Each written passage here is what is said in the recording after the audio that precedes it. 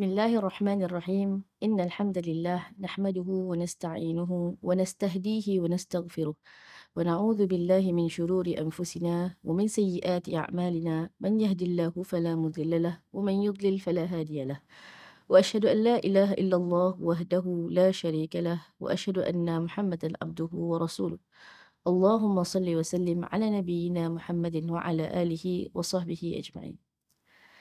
Assalamualaikum warahmatullahi wabarakatuh. Sidang pendengar yang dirahmati Allah. Baginda Nabi sallallahu alaihi wasallam bersabda dalam sepotong hadis dari Abu Hurairah radhiyallahu anhu, Rasulullah sallallahu alaihi wasallam bersabda, setiap persendian tulang manusia ada sedekahnya. Setiap hari ketika matahari terbit. Mendamaikan dua orang yang sedang berselisih adalah sedekah. Menolong seseorang dalam kenderaannya, lalu menaikkannya ke atas kenderaan tersebut dan mengangkatkan barang-barangnya ke atas kenderaannya itu adalah sedekah. Serta perkataan yang baik pun adalah sedekah. Setiap langkah berjalan untuk melaksanakan solat adalah sedekah.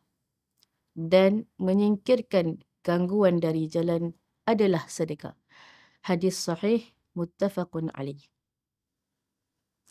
Allah Subhanahu Wa Taala telah menjadikan apa sahaja bentuk kebaikan yang dilakukan manusia untuk dirinya sendiri dengan beribadah atau untuk orang lain dengan kebaikan sebagai satu bentuk sedekah badan dan apa yang dia nikmati seperti kesihatan dan keafiatan. Di dalam hadis yang saya telah sebutkan sebentar tadi, Nabi SAW menyebutkan bahawa setiap dari anggota badan kita ini harus kita bersedekah dengannya. Bagaimana kita ingin bersedekah dengan anggota badan ini?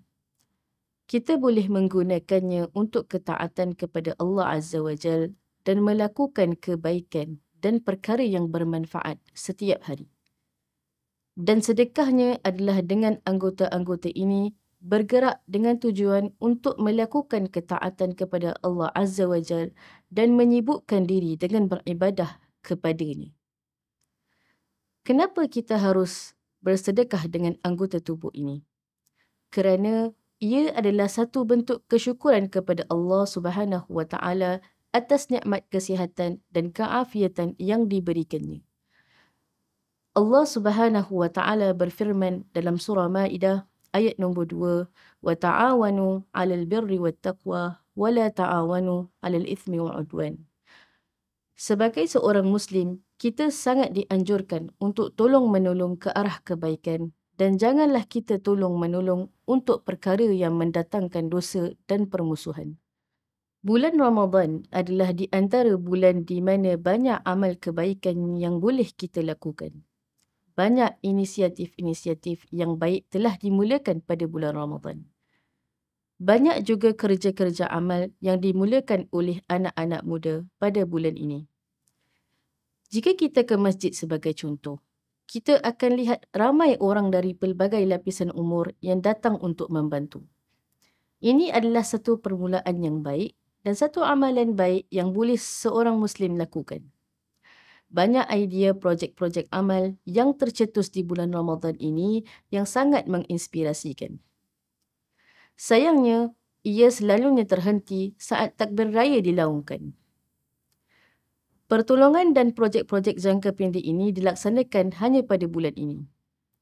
Amalan tolong-menolong ini adalah sesuatu yang sangat baik. Namun, kita harus perhatikan beberapa perkara supaya kita tidak menolong orang hanya dengan mengikut musim. Antaranya adalah yang pertama, bila kita lakukan satu amal atau kebaikan, pastikan niat kita hanya kerana Allah Subhanahu Wa Taala, bukan kerana manusia atau pujian manusia.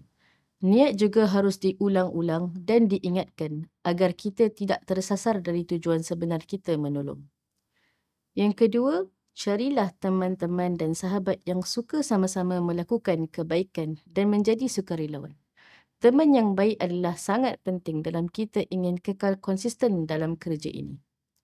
Yang ketiga, mulakan dengan sedikit demi sedikit supaya mudah untuk kita konsisten dalam menghulurkan pertolongan tersebut.